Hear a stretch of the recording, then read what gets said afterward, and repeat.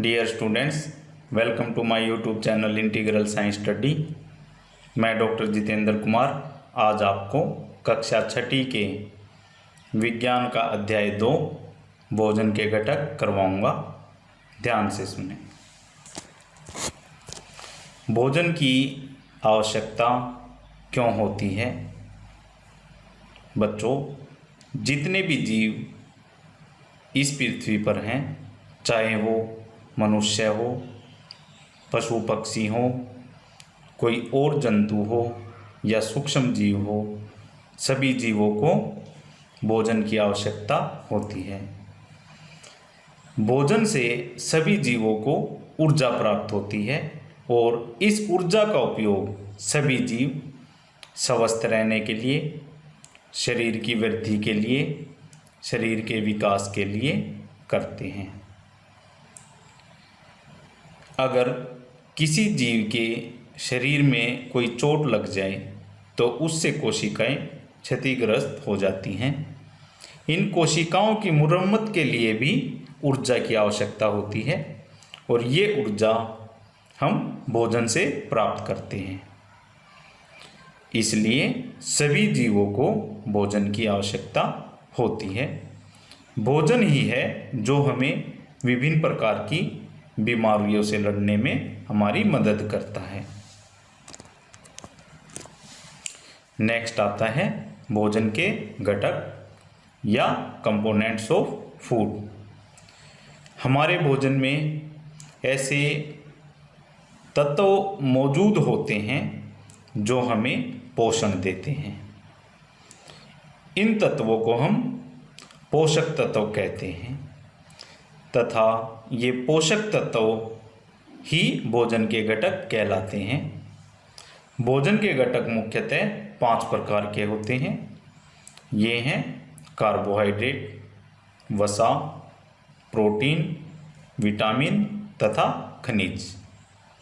इसके अतिरिक्त हमारे शरीर को वृक्षांश, जिनको हम डाइटरी फाइबर भी कहते हैं, तथा जल की भी आवश्यकता होती है। कार्बोहाइड्रेट्स को हम कार्ब्स भी बोलते हैं। कार्बोहाइड्रेट मुख्य रूप से हमारे शरीर को ऊर्जा प्रदान करते हैं।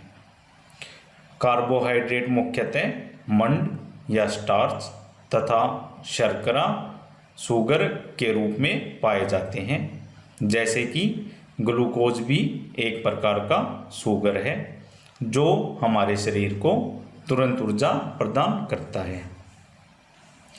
यही कारण है बच्चों, जब हमारा शरीर कई बार बहुत ज़्यादा थकान महसूस करता है तो हम जल के अंदर ग्लूकोज को घोलकर पी लेते हैं, जिससे हमारा शरीर एकदम से ऊर्जा प्राप्त करता है तथा हमारी थकान दूर हो जाती है।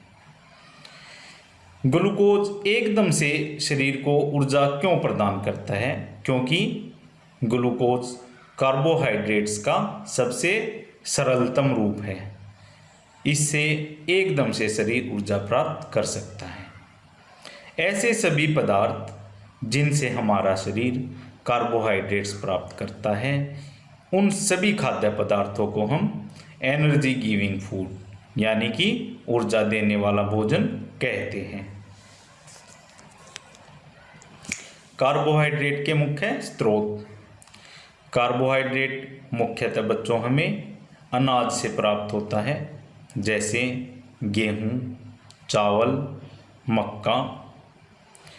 अनाज के अलावा कार्बोहाइड्रेट हमें फलों से, सब्जियों से तथा अन्य कुछ खाद्य पदार्थों से भी प्राप्त होता है। जैसे आलू से हमें स्टार्च प्राप्त होता है। स्टार्च कार्बोहाइड्रेट का ही एक रूप है। गन्ने से हमें शुगर प्राप्त होती है। मीठे फलों से भी हमें शुगर प्राप्त होती है जो कार्बोहाइड्रेट है। इसके अलावा बाजरा, गन्ना, पपीता, तरबूज, आम, इन सब से भी हमें अच्छी मात्रा में कार्बोहाइड्रेट्स मिलते हैं। नेक्स्ट आता है बच्चों वसा, जिसको हम फैट्स भी कहते हैं। वसा भी हमें ऊर्जा प्रदान करता है। जिस प्रकार हम कार्बोहाइड्रेट से ऊर्जा प्राप्त करते हैं, उसी प्रकार जिस फूड में, जिस खाद्य पदार्थ में वसा होती है, उससे भी हमारा शरीर ऊर्जा प्राप्त करता है। लेकिन हमारा शरीर वसा से ऊर्जा कार्बोहाइड्रेट की अपेक्षा देरी से प्राप्त करता है, क्योंकि पाचन के क्रम में वसा का विघटन देरी से होता है। यानी कि वसा के पाचन के लिए ज़्यादा समय लगता है। इसलिए मुख्यतः ऊर्जा के लिए हम कार्बोहाइड्रेट्स पे ही निर्भर करते हैं। क्योंकि वसा से भी हमारे शरीर को ऊर्जा मिलती है, इसलिए वसा युक्त भोजन को भी हम ऊर्जा देने वाला भोजन या एनर्जी गिविंग फूड कहते हैं। जब हम अत्यधिक मात्रा में खाना खाते हैं तो उससे बहुत ज़्यादा कार्बोहाइड्रेट्स हमारे शरीर के अंदर चला जाता है, तथा ये एक्स्ट्रा कार्बोहाइड्रेट जिसका इस्तेमाल हमारा शरीर नहीं कर पाता, वसा के रूप में हमारे शरीर में संरक्षित कर लिया जाता है। इसलिए जो बच्चे बहुत ज़्यादा भोजन करते हैं वो मोटे हो जाते हैं। इसका उल्टा होता है बच्चों, अगर हम बहुत कम मात्रा में भोजन लेंगे तो जितनी ऊर्जा हमारे शरीर को ज़रूरत थी स्वस्थ रहने के लिए, उतनी ऊर्जा शरीर को नहीं मिल पाएगी और हमारा शरीर दुबला पतला हो जाएगा। इसलिए ना तो हमें बहुत अधिक भोजन करना चाहिए और ना ही बहुत कम भोजन करना चाहिए। वसा हमारे शरीर के अंदरूनी अंगों को भी सुरक्षा प्रदान करती है, साथ ही वसा हमारे शरीर को गर्म भी रखती है। वसा के मुख्य स्रोत। वसा हमें पेड़ पौधों तथा जंतु स्रोतों दोनों से प्राप्त होती है। पेड़ पौधों में मुख्यतः जो हम तेल प्राप्त करते हैं पेड़ पौधों से, जैसे मूंगफली का तेल, तिल का तेल, सरसों का तेल, नारियल का तेल, इन सब में वसा होती है। इसके अलावा जंतव उत्पाद जैसे कि घी, दूध, मक्खन, अंडे, मांस, मछली, इन सब से भी काफ़ी मात्रा में हम वसा प्राप्त करते हैं। प्रोटीन। प्रोटीन की आवश्यकता हमारे शरीर को वृद्धि तथा स्वस्थ रहने के लिए होती है। इसलिए प्रोटीन को शरीर वर्धक भोजन भी कहा जाता है। प्रोटीन हमें पादप तथा जांतव दोनों स्रोतों से प्राप्त होता है।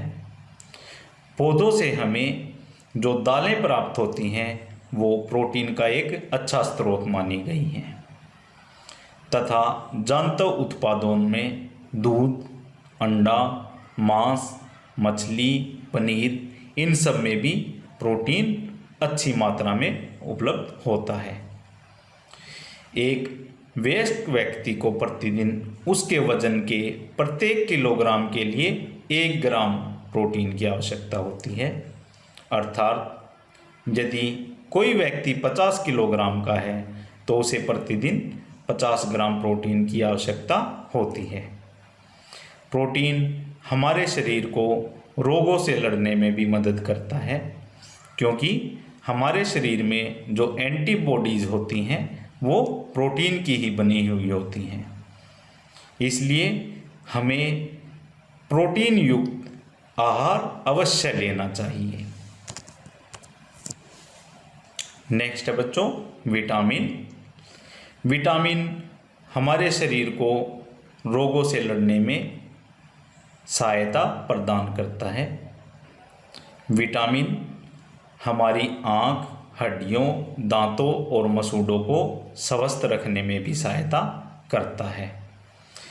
विटामिन्स की आवश्यकता हमारे शरीर को बहुत कम मात्रा में होती है, लेकिन हमारे शरीर को सही तरीके से काम करने के लिए विटामिन्स अति आवश्यक होते हैं। अगर हमारे शरीर में किसी भी विटामिन का अभाव हो जाता है तो हम बीमार पड़ जाते हैं।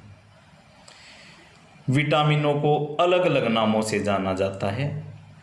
अब तक लगभग 20 प्रकार के विटामिन खोजे जा चुके हैं। विटामिनों के नाम होते हैं जैसे vitamin A, vitamin C, vitamin D, vitamin E और विटामिन के। इसके अलावा विटामिन बी का एक पूरा ग्रुप होता है जिसको हम विटामिन बी कॉम्प्लेक्स कहते हैं, तथा इस ग्रुप में जैसे vitamin B1, vitamin बी2, vitamin B3, vitamin B6 और विटामिन बी12 आते हैं। विटामिन हमारे शरीर को अलग अलग कार्य करने के लिए अलग विटामिन की आवश्यकता होती है। उदाहरण के लिए विटामिन ए हमारी त्वचा यानी कि स्किन और आँखों को स्वस्थ रखने के लिए सहायता करता है। इसी प्रकार विटामिन सी हमारे शरीर को विभिन्न प्रकार की बीमारियों से लड़ने में सहायता करता है। विटामिन सी को हम नेचुरल एंटीऑक्सीडेंट भी बोलते हैं। ये हमारी त्वचा को फ्रेश दिखने में मदद करता है। विटामिन डी हमारे दांतों और हड्डियों को स्वस्थ रखता है।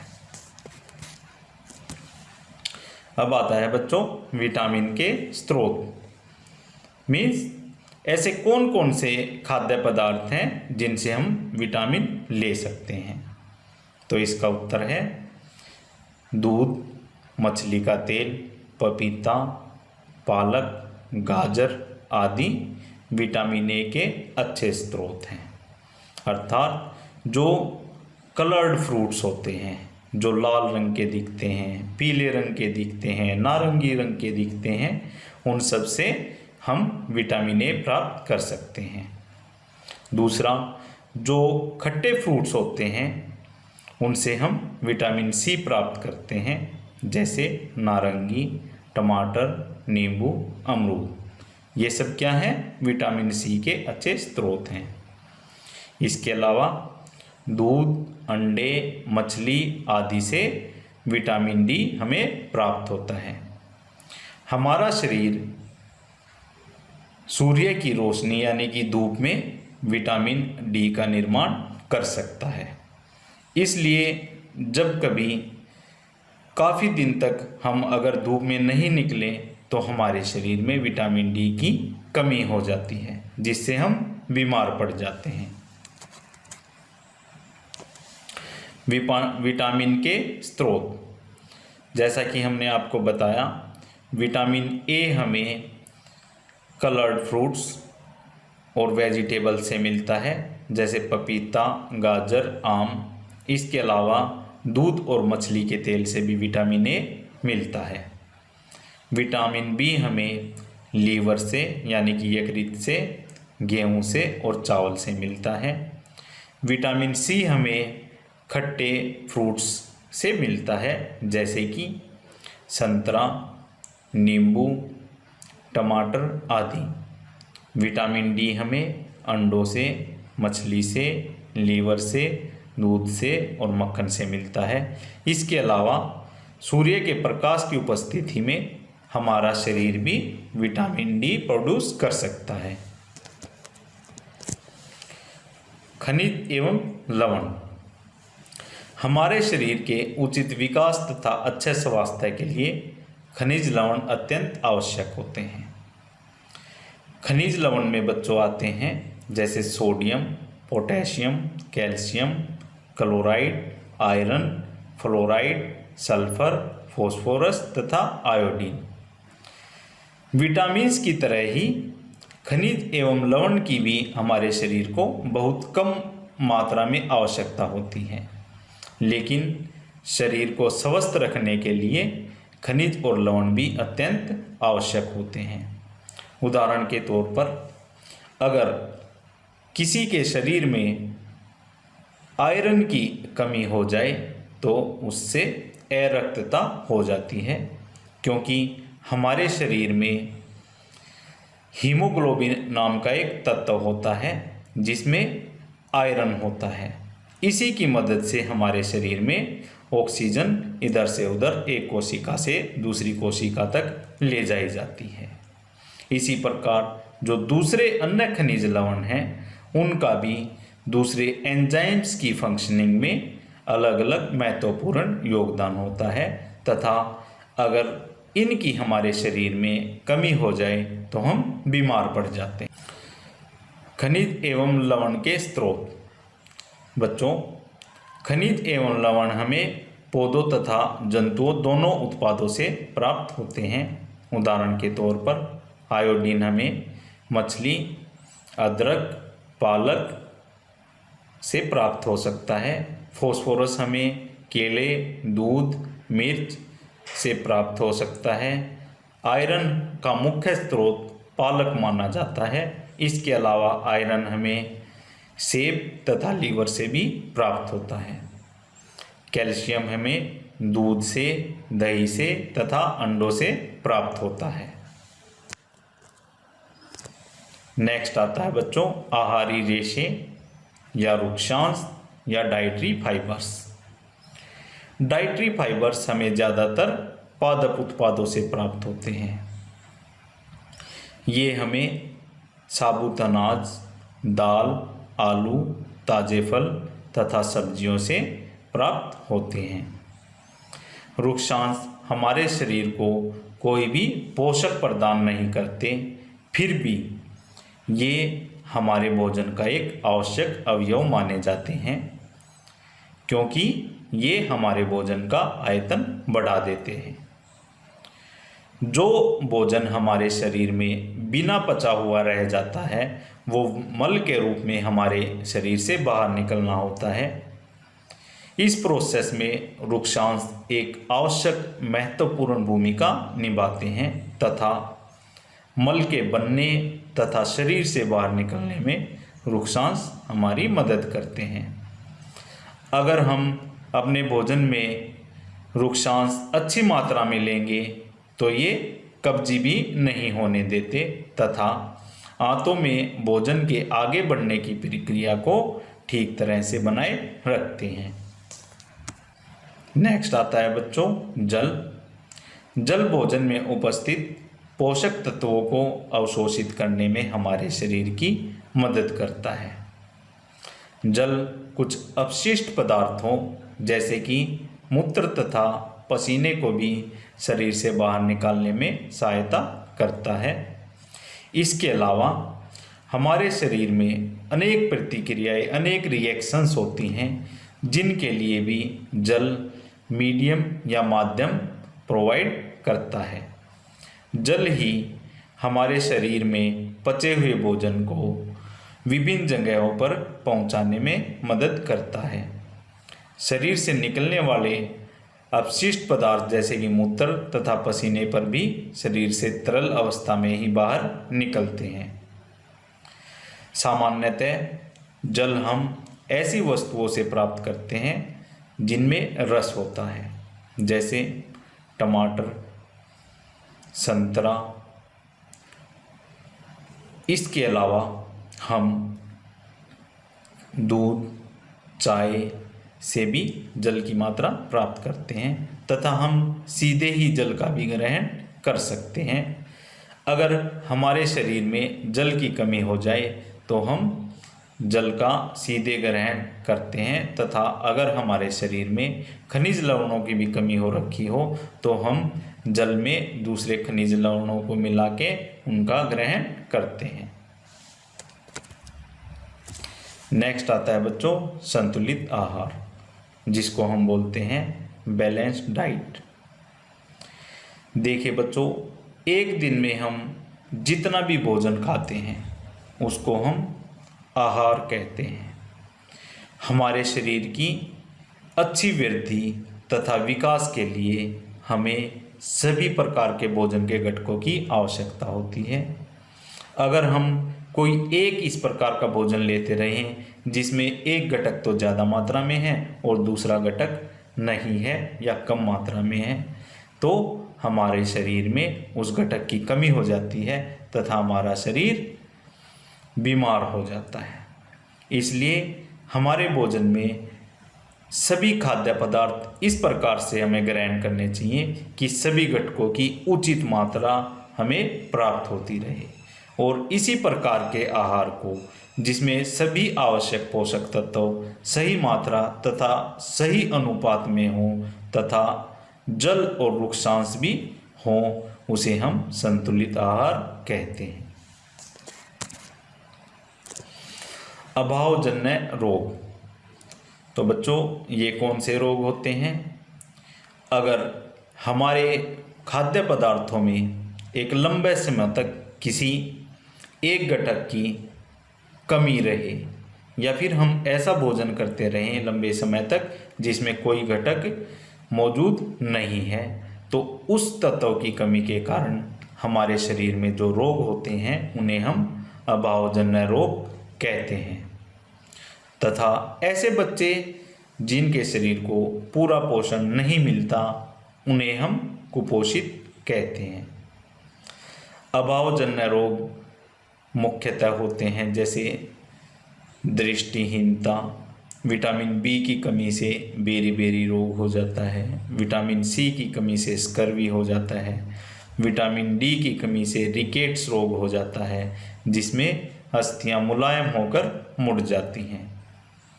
कैल्शियम की कमी से अस्थियां और दंतक्षय रोग होता है।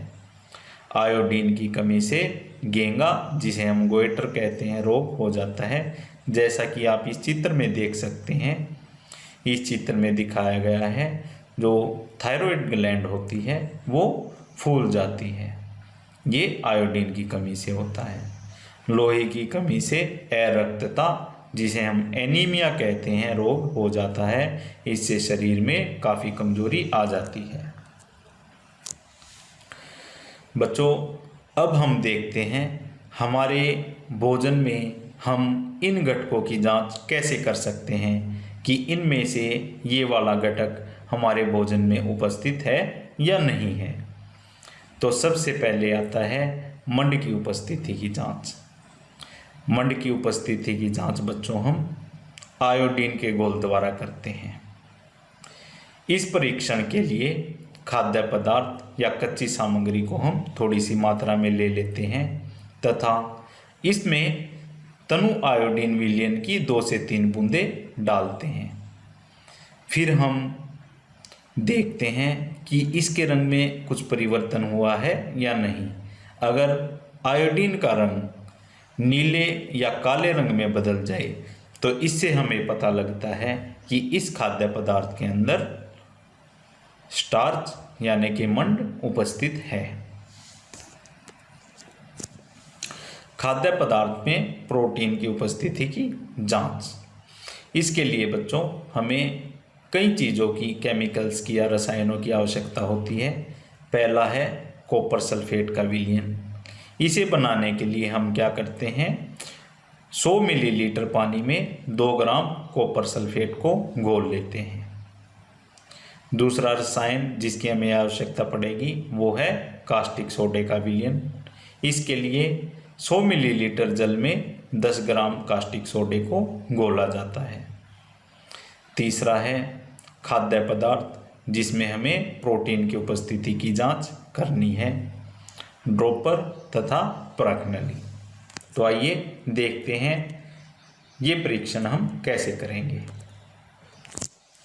तो इसके लिए बच्चों हम परख नली में दिए गए खाद्य पदार्थ के पेस्ट को थोड़ी सी मात्रा में ले लेते हैं। तत्पश्चात परख नली में हम थोड़ा सा पानी डाल लेते हैं।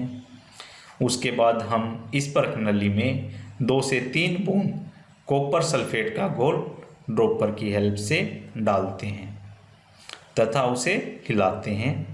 उसके बाद लगभग 8 से 10 बूंद कास्टिक सोडे की डाली जाती हैं। फिर इसे हम अच्छी तरह से हिलाते हैं।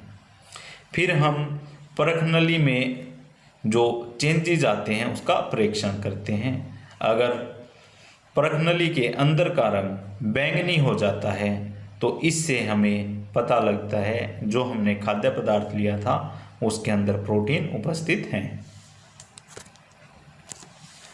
वसा के लिए परीक्षण, ये बच्चों सबसे आसान है, इसको हम अपने घर पर भी बहुत आसानी से कर सकते हैं। इसमें कोई अलग से रसायनों की आवश्यकता नहीं होती।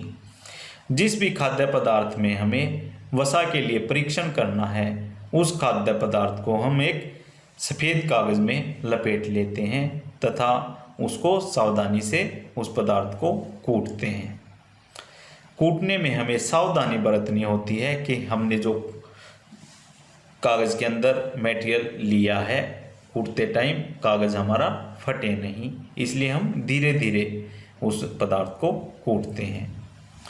फिर कागज़ के टुकड़े को खोलकर सीधा कर लेते हैं तथा उस कागज़ के टुकड़े को हम लाइट की तरफ करके देखते हैं कि उसमें कोई धब्बा दिखाई दे रहा है या नहीं दे रहा।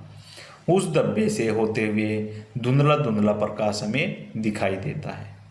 अगर ऐसा धब्बा हमें दिखाई देता है तो उसका मतलब होता है उस खाद्य पदार्थ में वसा मौजूद थी। नेक्स्ट आता है बच्चों अभ्यास के प्रश्न उत्तर। पहला प्रश्न, हमारे भोजन के मुख्य पोषक तत्वों के नाम लिखिए। बच्चों जैसा हमने आपको बताया है, हमारे भोजन के मुख्य पोषक तत्व होते हैं कार्बोहाइड्रेट, प्रोटीन, वसा, विटामिन तथा खनिज लवण। प्रश्न नंबर 2, निम्नलिखित के नाम लिखिए। ए, पोषक जो मुख्य रूप से हमारे शरीर को ऊर्जा देते हैं, तो बच्चों इसमें आएगा कार्बोहाइड्रेट। बी, पोषक जो हमारे शरीर की वृद्धि और अनुरक्षण के लिए आवश्यक हैं, इसमें आएगा प्रोटीन। वह विटामिन जो हमारी अच्छी दृष्टि के लिए आवश्यक है, तो बच्चों इसमें आएगा विटामिन ए। वह खनिज जो अस्थियों के लिए आवश्यक है, इसमें आएगा बच्चों कैल्शियम। प्रश्न नंबर 3, दो ऐसे खाद्य पदार्थों के नाम लिखिए जिनमें निम्न पोषक प्रचुर मात्रा में उपलब्ध होते हैं। क, वसा। तो बच्चों हम जानते हैं तेल तथा अंडों में तथा मांस में वसा काफ़ी मात्रा में मौजूद होती है। बी, मंड। मंड चावल तथा आलू में उपस्थित होता है। आहारी रेशे। आहारी रेशे कच्ची सब्जियों, पालक तथा ताज़े फलों में होते हैं। प्रोटीन। प्रोटीन हमें दाल तथा अंडों से तथा मांस से प्राप्त होता है। प्रश्न संख्या 4, इनमें सही कथन को राइट अंकित कीजिए। क, केवल चावल खाने से हम अपने शरीर की पोषण आवश्यकताओं को पूरा कर सकते हैं, तो बच्चों इसका आंसर आएगा गलत। ये गलत है, क्योंकि सिर्फ चावल खाने से सभी भोजन के घटक हमारा शरीर प्राप्त नहीं कर सकता। ख, संतुलित आहार खाकर अभावजन्य रोगों की रोकथाम की जा सकती है। बिल्कुल सही। ग, शरीर के लिए संतुलित आहार में नाना प्रकार के खाद्य पदार्थ होने चाहिए। बिल्कुल सही, क्योंकि अलग अलग प्रकार के खाद्य पदार्थ में ही अलग अलग भोजन के घटक उपस्थित होते हैं। ग, शरीर को सभी पोषक तत्व उपलब्ध कराने के लिए केवल मांस पर्याप्त है।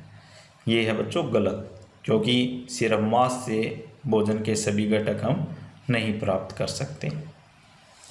क्वेश्चन नंबर 5, रिक्त स्थानों की पूर्ति कीजिए। क, डैश विटामिन डी के अभाव से होता है, तो बच्चों इसमें आएगा रिकेट्स। ख, डैश की कमी से बेरी नामक रोग होता है, इसमें आएगा विटामिन B1। विटामिन सी के अभाव से डैश नामक रोग होता है, तो इसमें आएगा बच्चों स्कर्वी।